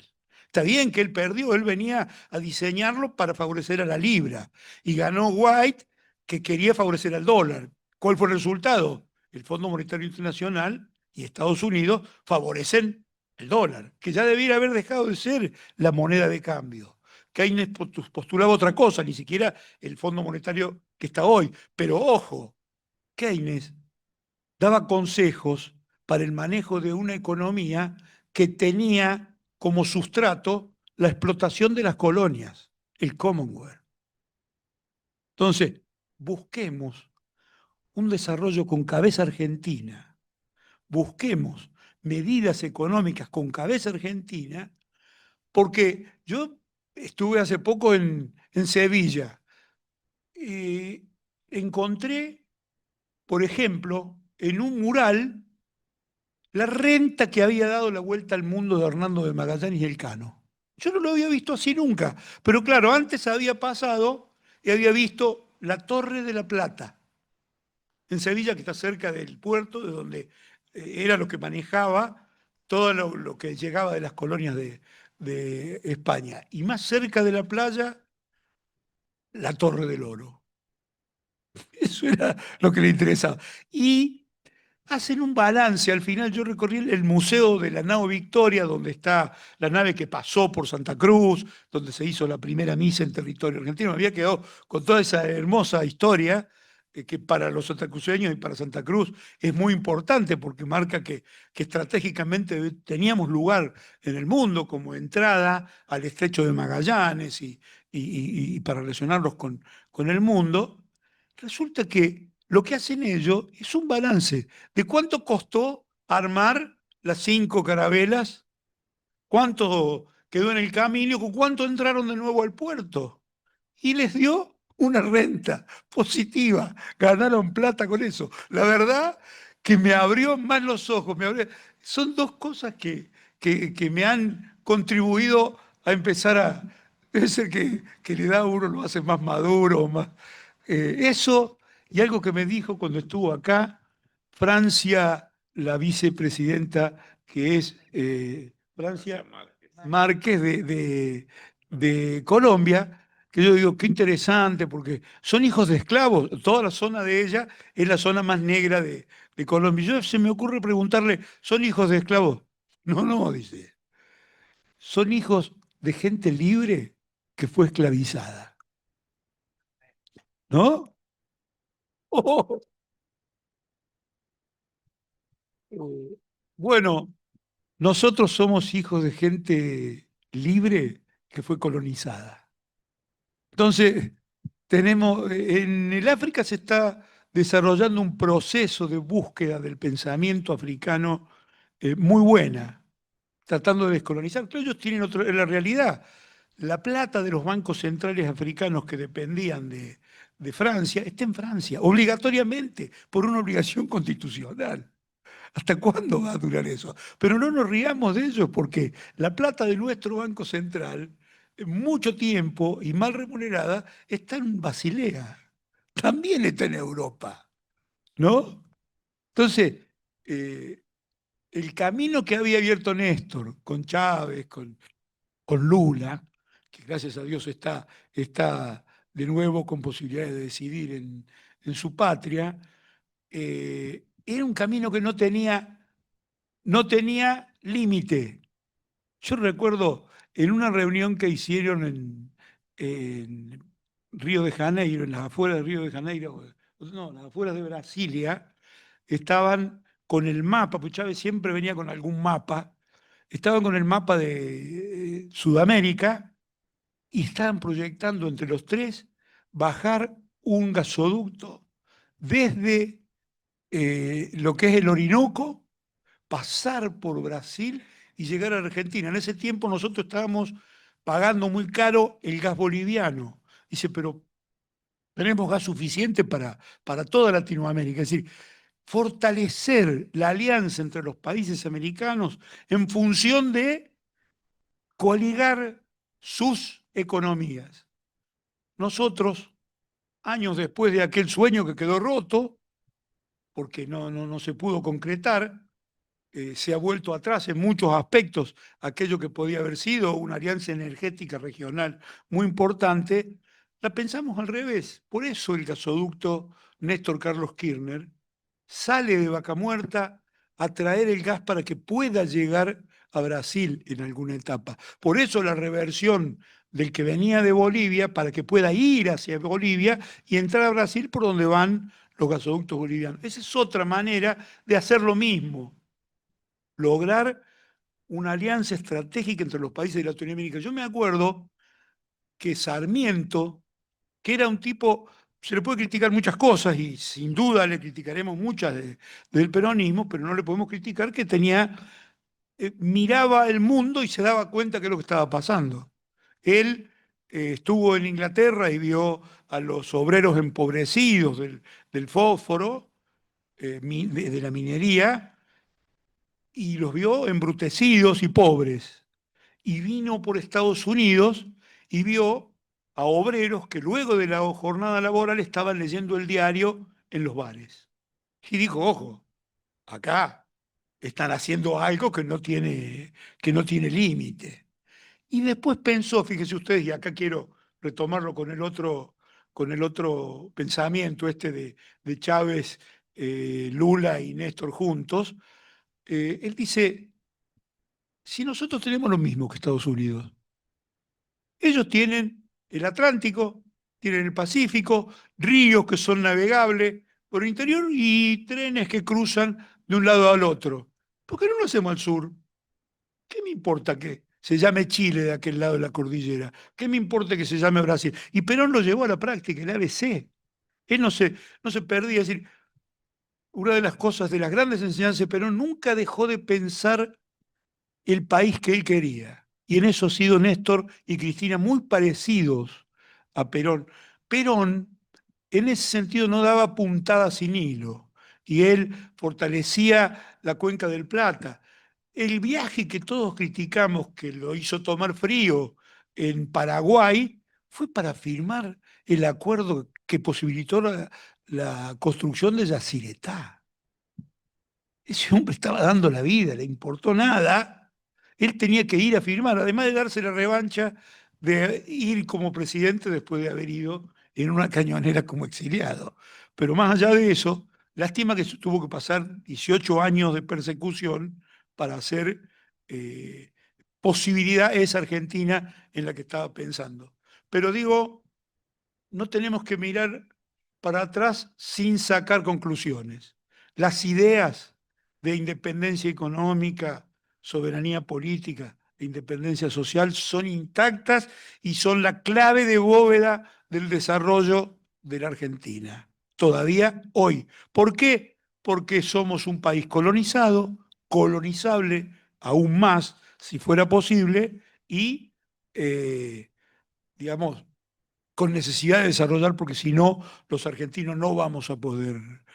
La Argentina está marchando hacia una gran concentración de la riqueza. Hugo Aime lo viene diciendo a los gritos, acá va a haber mucha concentración de riqueza en unos y mucha concentración de pobreza en muchos. Eso va a polarizar a la sociedad y entonces va a ser una Argentina muy conflictiva.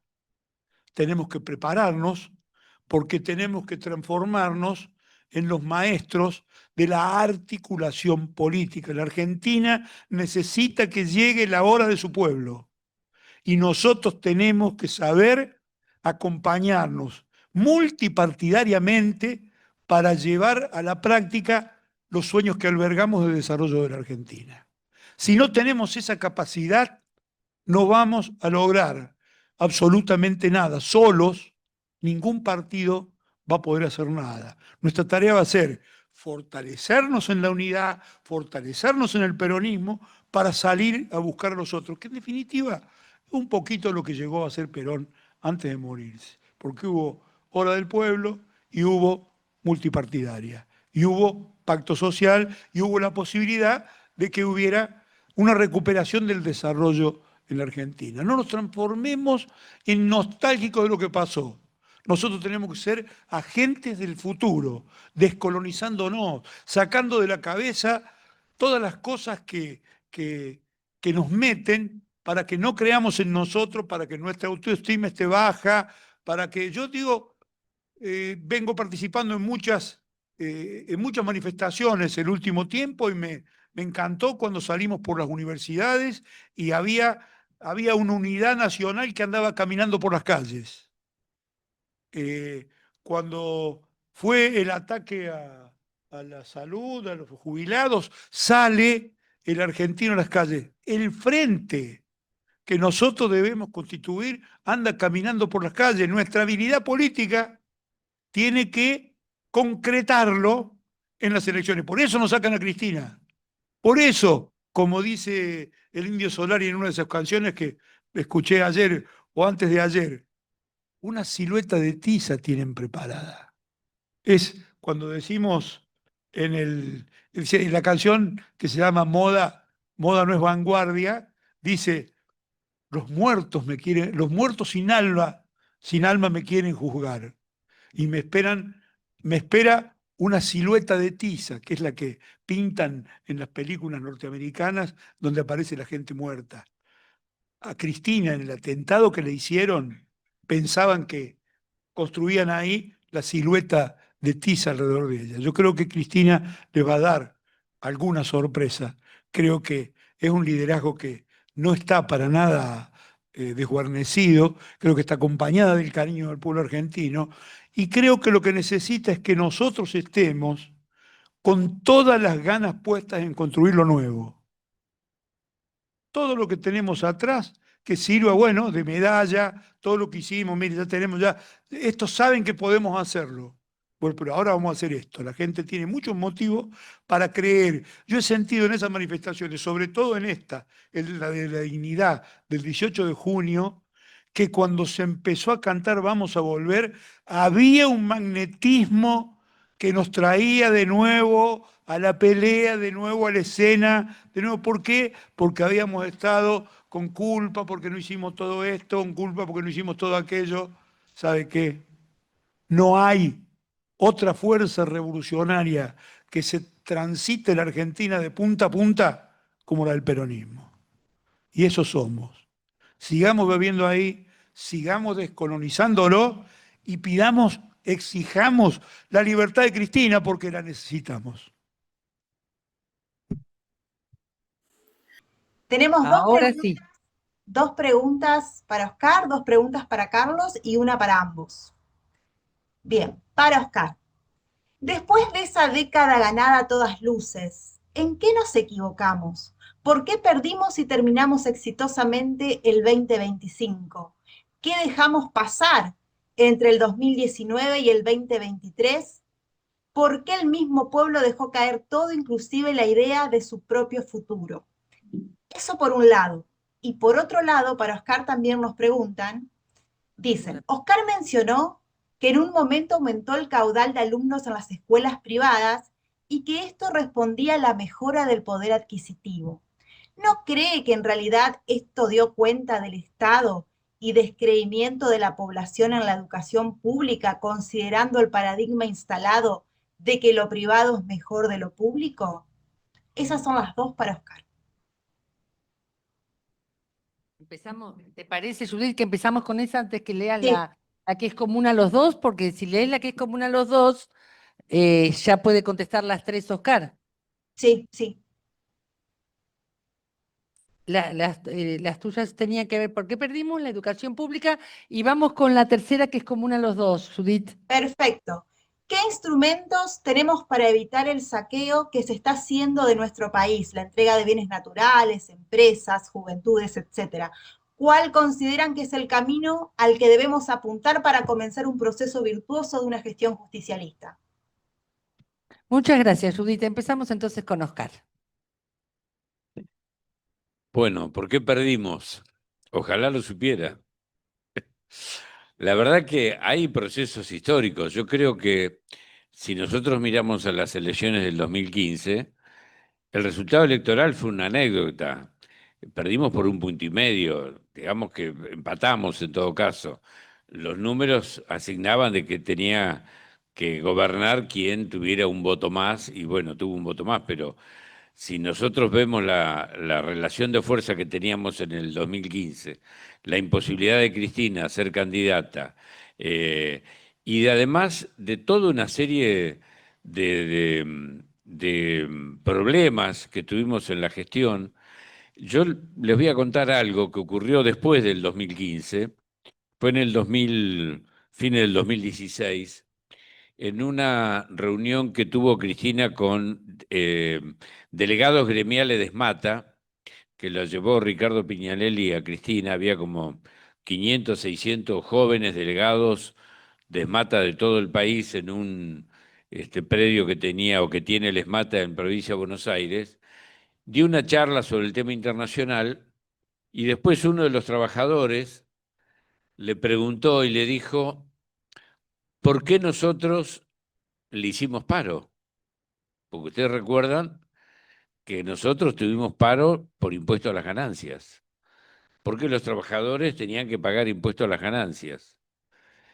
Entonces, un poco lo que le reclamaba a Cristina es decir, ¿qué nos pasó? Que estuvimos en desacuerdo. Entonces Cristina ahí esbozó una respuesta y dijo, a lo mejor no pudimos explicarnos bien. Ustedes se quejaban de que tenían que pagar el impuesto a las ganancias y les hacían creer de que con ese impuesto a las ganancias yo le daba la plata a la UH porque tenían hijos, y esa persona que con la plata de usted de impuesto a las ganancias yo le daba para que cobrara la UH, iba al supermercado, iba a la tienda, iba a la librería, iba a la carnicería y compraba productos.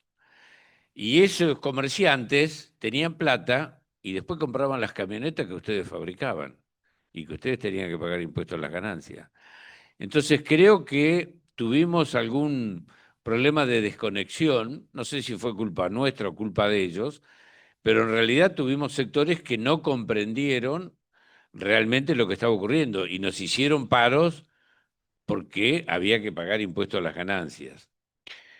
Yo creo que a pesar de todo, ¿por qué perdimos? Bueno, uno también se puede preguntar por qué a pesar de todo lo que hizo Perón con la Argentina en el 55 hubo golpe.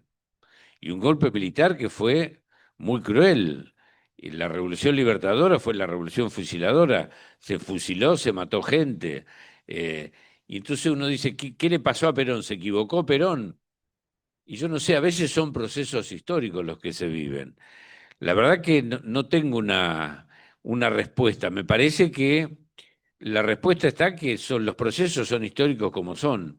A veces uno tiene la posibilidad de ganar y a veces te encontrás con derrotas electorales, pero eso no significa que sean derrotas que tengan que ver con tu proyecto estratégico, al punto tal que fíjense que nosotros del 2016 al 2019 tuvimos una arremetida fenomenal en contra nuestro. Son todos chorros, ladrones. Bueno, tuvimos casos, lo de José López, tuvimos muchas situaciones muy graves y muy serias de persecuciones, compañeros presos, y a los 4 años volvimos, en el 2019, gracias a la estrategia de Cristina Kirchner, pudimos volver al gobierno. Y uno dice, bueno, pero hubo gente que estuvo decepcionada, sí, es cierto. No cumplimos las expectativas que teníamos en el 2019. Ahora, ¿qué hubiera sido mejor? ¿Que ganara Macri en el 2019? No, aún con todos los errores que nosotros cometimos, me parece que fue muy acertada la estrategia. Obviamente, después tuvimos una persona que creyó que él tenía que gobernar. Bueno, ustedes saben todas las diferencias que Cristina tuvo, las hizo públicas y así llegamos, como llegamos al 2023 y tenemos el personaje que hoy tenemos, que no es un proceso solamente nacional, ¿eh? Fíjense lo que pasó en Brasil, lo que está pasando en Ecuador, en Estados Unidos, en Europa. Hay como un reflujo de las ideas de la extrema derecha en todo el mundo, de repudio y de rechazo muchas veces a los movimientos populares, progresistas, al estado de bienestar. Y yo creo que tiene que ver, Cristina lo planteó, eh, en el año 2011, la primera vez que ella habla, de la insatisfacción democrática, donde plantea precisamente que muchos gobiernos teóricamente progresistas, nacionales y populares, no se animaron a llevar adelante las reformas que había que llevar, que terminaron transando con el poder económico, con el poder financiero, con el poder, y la gente terminó repudiando esos gobiernos y terminó rechazando esos gobiernos. ¿Y qué diferencia había entre el Partido Laborista y el Partido Conservador en Inglaterra? ¿O qué diferencia había entre el Partido Popular y el PSOE en España? ¿O qué diferencia había entre el Partido Socialista y el Partido de la derecha francesa? Es decir, creo que hubo también una claudicación por parte de cierta dirigencia que llevó precisamente a esa insatisfacción democrática. No sé si le contesté a la compañera, la verdad que yo no tengo toda la respuesta. Carlos. Sí, esta es la dificultad de los testimonios históricos. Uno no se acuerda de todo y se va acordando mientras se va hablando. Así que nunca es una intervención exacta, pero digo, para aportar a que otros piensen conmigo. ¿Qué es lo que hace que la política se desprestigie? Cuando no cumple su finalidad, que es otorgar bienestar a la sociedad donde, bienestar y prosperidad a la sociedad donde se desarrolla. Esto viene pasando en la Argentina.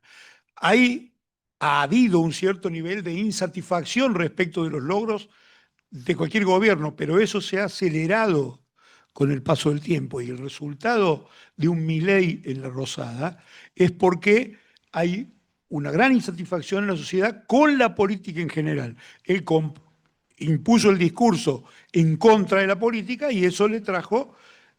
Ahora, ¿cómo se está desarrollando esto? La gente se aleja, ni siquiera quiere ir a votar. Esto es el resultado del fracaso de la política en esa tarea de proporcionar bienestar y prosperidad. Pero estos análisis nunca se pueden hacer en el aire. Acá estamos ignorando un factor importantísimo.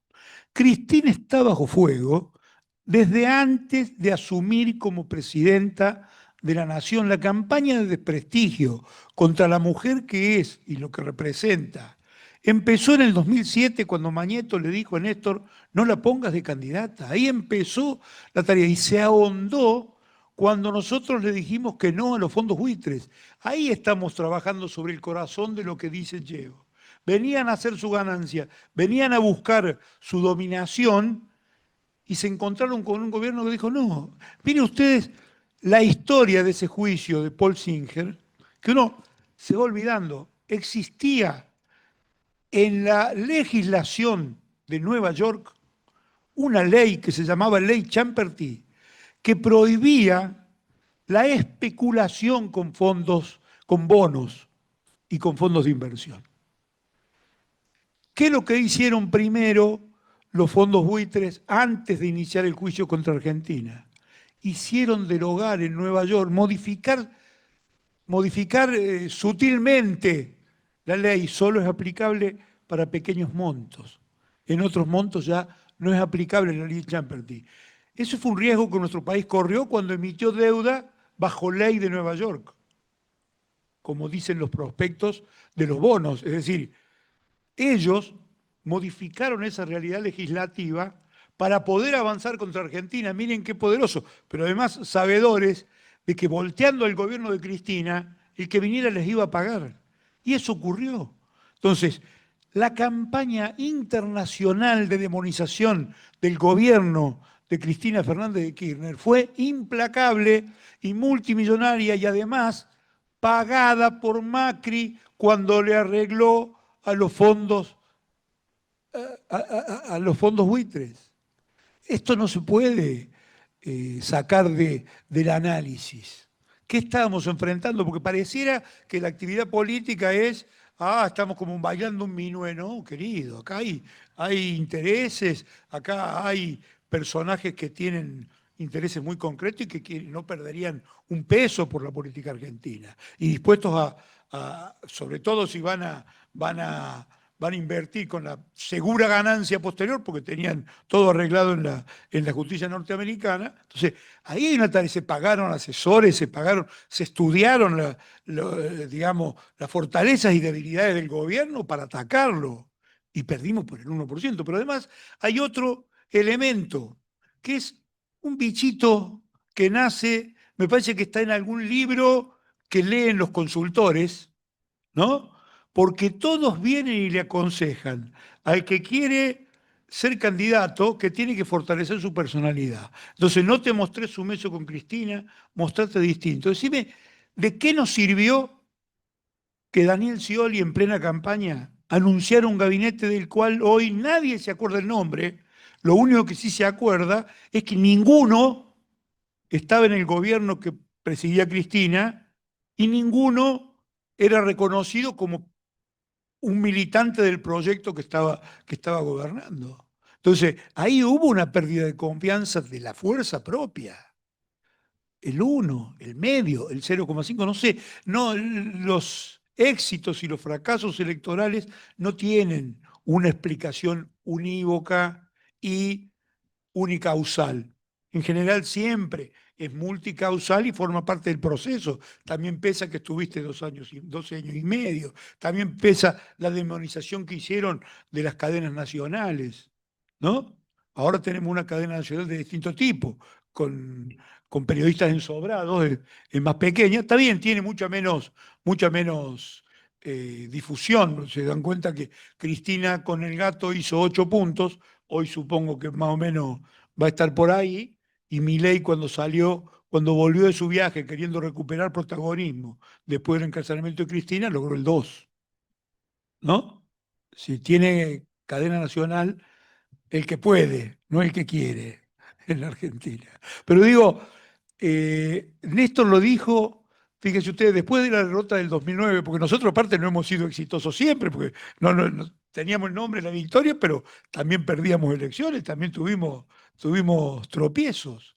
Néstor, después de perder en el 2009, se fue a Parque Lezama y ahí fue donde dijo, bueno, no es cuestión de que nos peguemos con un martillo en los dedos, no nos flagelemos porque no hemos ganado la elección. De última, se tendría que flagelar más Macri, que perdió con Alberto Fernández en primera vuelta, después de estar 4 años y con 45.000 millones de dólares puestos por el Fondo Monetario Internacional.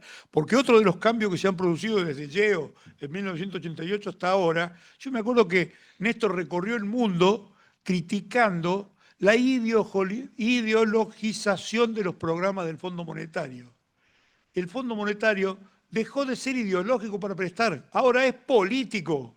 Ahora interviene en la política de los países donde presta. Dice, les presto, pero que gane mi ley. Le falta decir eso a la presidenta del Fondo Monetario Internacional.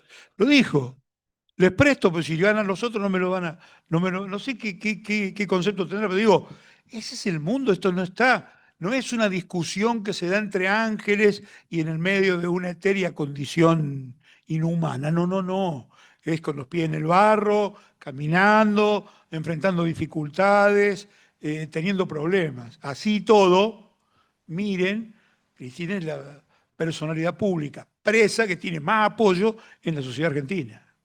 Es más, el misterio es ese, cómo ella puede conservar esto y todos los que intentan separarse de ella, diferenciarse de ella, ser distintos, mostrar que pueden solos, terminan expresando a una pequeña minoría, porque se van a buscar una ancha avenida del centro que resulta ser más angosta que la calle más angosta de Sevilla, que es la calle del beso, en donde uno se puede dar un beso de un balcón a otro. Muy bien. Bueno, y la educación pública. Bueno, la educación pública, yo creo que es nosotros hicimos mucho por la educación pública, pero tenemos que replantearnos esto, porque esto es una realidad. A mí me parece que no podemos dejar de abordar el tema de que tenemos la obligación de mejorar la educación pública. Y esto es lo que está planteando Cristina cuando le agrega además, nosotros somos defensores del Estado. Hablamos del Estado presente, ella está hablando de una nueva estatalidad y de un Estado presente y eficiente, porque tiene que ser también un Estado que sirva para cumplir el rol que tiene que cumplir.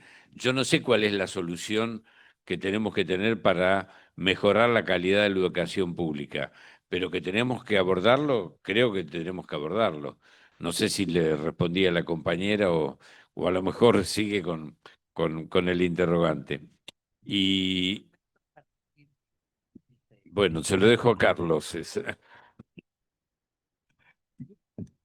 Instrumentos para... Mirá vos, qué bien. Eso tenemos que consultárselo a Cristina.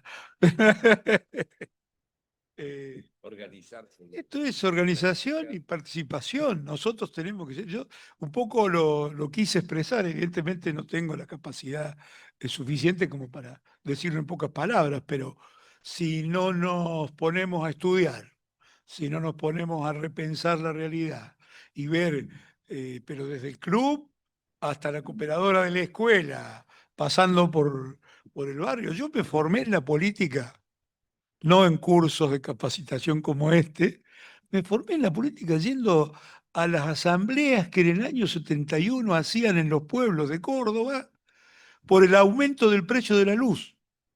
Y a mí me admiraba, en el club donde yo jugaba al fútbol, se llenaba donde se hacían los bailes, era un galpón enorme, bueno, del Club Alem, y ahí se llenaba de gente preocupada porque no iba a poder pagar la luz. Efecto de un plan como este.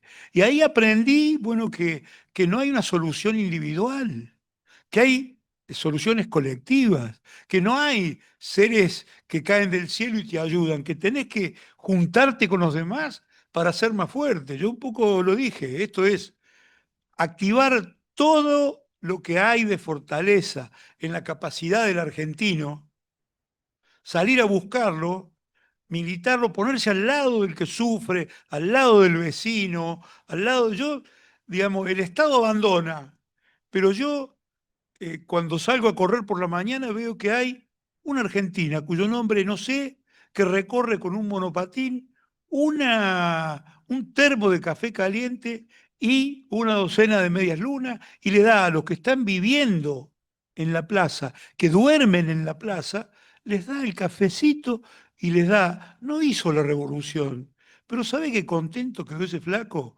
que no tiene dónde vivir? ¿Por qué nosotros no podemos hacer eso con la gente que está cercana a nosotros? Sabemos, soluciones individuales e iluminados no van a aparecer. Es la fuerza colectiva. Por eso yo hablo de la hora del pueblo. ¿Cómo activamos esa energía que está? La solidaridad del pueblo argentino. El Estado no quiere ser solidario con Bahía Blanca. Yo veía la solidaridad que se despertó y las cosas de las que la gente se desprendió para que llegara a Bahía Blanca. Eso está intacto. Eso está esperando que se ponga en funcionamiento. Y eso se pone en funcionamiento con organización política. Lo peor que nos puede pasar es que eso se agote en una solidaridad momentánea. Tenemos que lograr una sociedad más profunda que nos lleve a incrementar la participación electoral, que lleve a que se acompañen las listas que nosotros hagamos. Para eso necesitamos listas suficientemente representativas. Es decir, vamos a tener que recorrer el camino de la unidad, el camino de la organización, el camino de la representación de los demás, para tratar de lograr que esta fuerza que sabemos que está, que existe, pueda ampliarse, convocar al resto de los partidos, convocar a los que no piensan como nosotros, para decirle, miren, este es el camino que la Argentina tiene, tenemos que hacer esto. Yo digo, es fácil. ¿Se acuerdan? Milei hablaba de dolarización. No, ¿sabes qué? Activar el consumo. Y activás el consumo cubriendo la necesidad de infraestructura que la Argentina tiene, arreglar la ruta, hacer el camino, hacer la vereda, ayudar a que el vecino haga la mejora de su casa para que otro pueda ir a trabajar a la casa de ese vecino. El Estado tiene que proporcionar la oportunidad de que se recupere consumo, sin que los números se vayan, porque esto, que haya consumo no quiere decir que tenga que haber déficit. Nosotros tenemos el orgullo de haber sido un gobierno, le vamos a poner progresista, que respetó el superávit fiscal, que lo respetó y trabajó por tenerlo todo el tiempo. Se nos desbarajustó cuando, fíjense ustedes, cuando se incrementó el consumo de energía por parte de la industria argentina, se necesitaba gastar más en producir esa energía. Y ahí se nos bajó uno de los superávit, que era el superávit comercial. ¿Por qué? Porque gastamos en fuel oil, gastamos en gasoil, mucho más de lo que podíamos en aquel momento. Pero ¿nos quedamos quietos con eso? No. Se tomó la decisión de recuperar YPF para poder desarrollar por nuestra iniciativa Vaca Muerta. Y 10 años después de que nos fuimos del gobierno, de aquel gobierno de Cristina, el gas de Vaca Muerta y el petróleo de Vaca Muerta permiten que Argentina recupere la balanza comercial. ¿Qué es lo que pasa? Estos locos han desbarajustado todo, con el dólar barato han hecho que se gaste mucho más de lo que es prudente en el exterior. Yo no estoy en contra de que viaje el argentino, al contrario, me encanta a mí también viajar. Digo, el país tiene que tener un equilibrio como para que podamos vivir bien y seguir creciendo. Y si,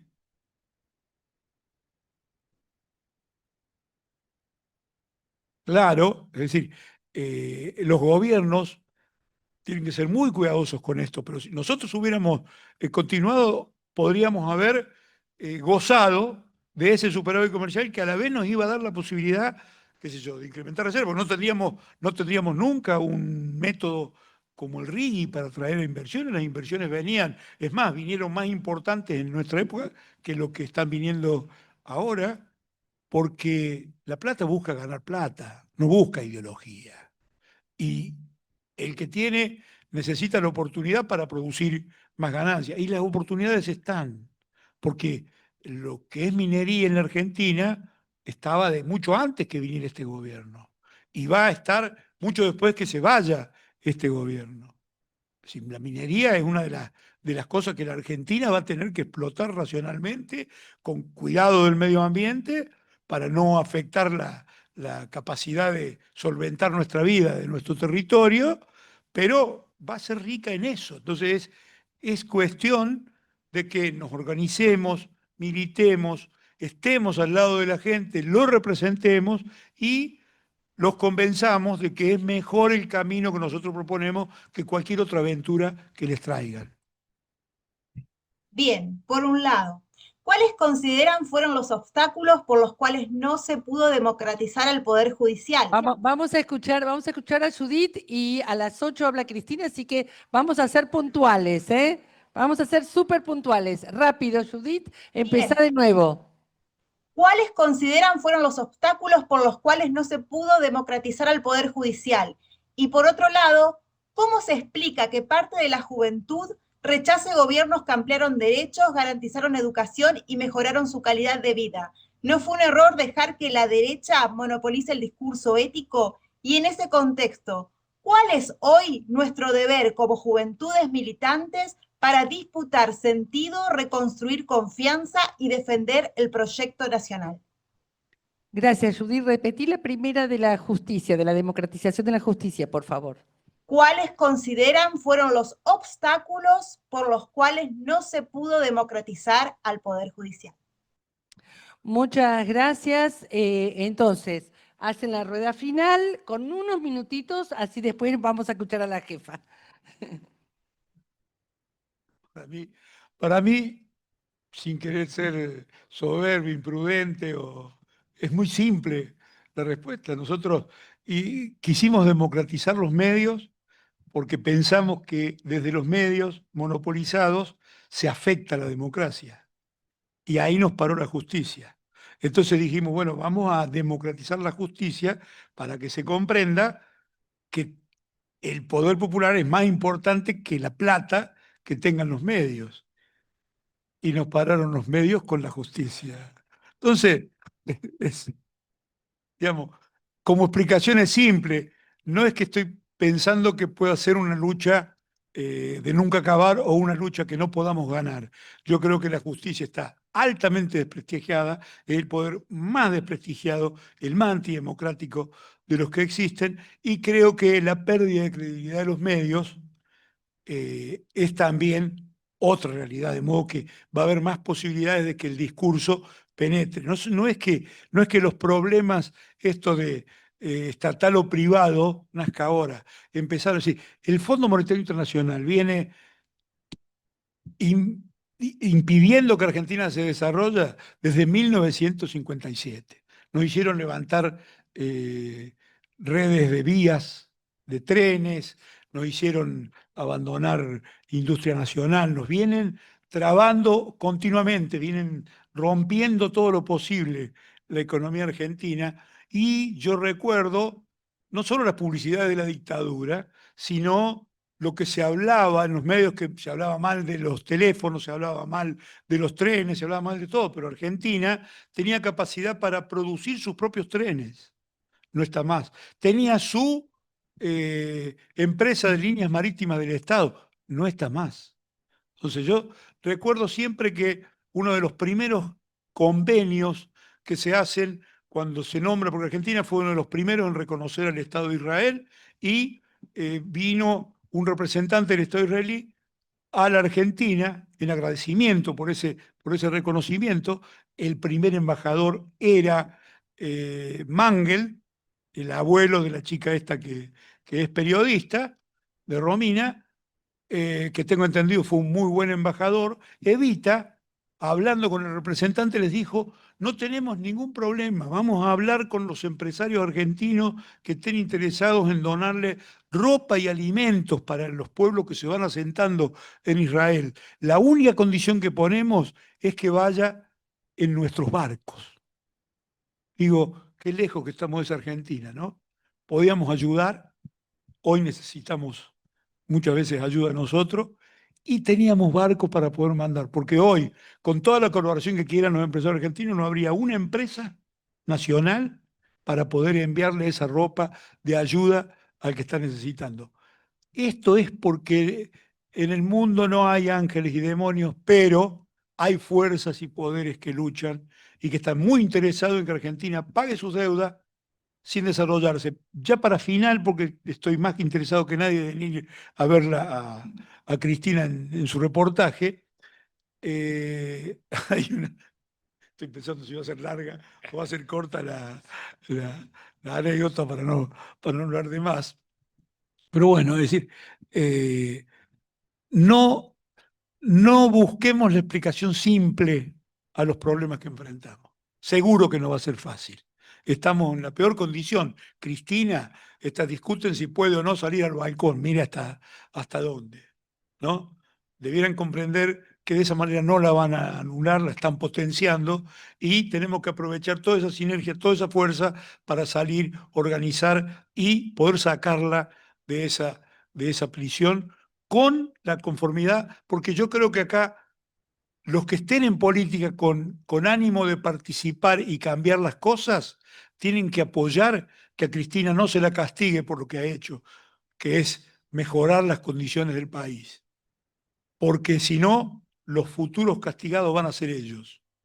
Porque para colmo, si vos mirás para atrás, desde el 83 para acá, hubo juicios contra casi todos los presidentes, pero presos fueron los peronistas, ¿no? Entonces, eso no va a ser siempre así. Va a haber prisión para cualquiera que ose enfrentarlos. Y el sentido que tiene la prisión de Cristina es darle miedo a los demás para que no enfrenten estos poderes. De modo que cambiar el sistema de medios sigue siendo una agenda. Ya las redes están ayudando mucho porque con el streaming se está ampliando muchísima la capacidad de difusión, pero es larga la catarata de pensamiento importado que nos han metido en la cabeza, que lo importado es mejor. Yo, por ejemplo, me gustaba el queso Filadelfia que producen los norteamericanos y he encontrado que el queso Tregar, que lo hacen los Tres García en Santa Fe, es mucho mejor y mucho más barato, porque uno vale 3.000 y el otro vale 13.000. Así que, minga, al Filadelfia yo pido 3. Bueno, terminamos. No, bueno, muchas gracias a todos los compañeras y compañeros. Obviamente nuestra responsabilidad militante tiene que ver con lo que dijo Cristina precisamente, que recién Carlos mencionaba. Tenemos que organizarnos, clarificar, difundir y fundamentalmente estar al lado de la gente que es agredida por este gobierno cruel y perverso como ellos mismos y como él mismo ha reconocido hoy Milei cuando ha dicho sí, soy cruel. El tema es que es cruel con los débiles, no es cruel con los poderosos.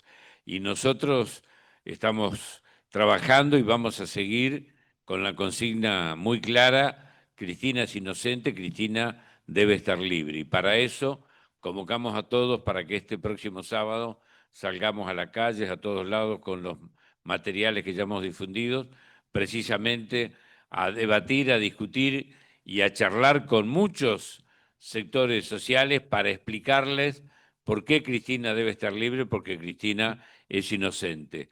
Y lo único que han logrado con esta acción que han hecho sobre ella y sobre, en definitiva, toda la democracia argentina es darnos a nosotros más unidad, más fortaleza y más ganas de seguir con nuestra pelea, con nuestras luchas y con nuestras convicciones. Así que nada, muchas gracias a todos y todas y buenas jornadas para el próximo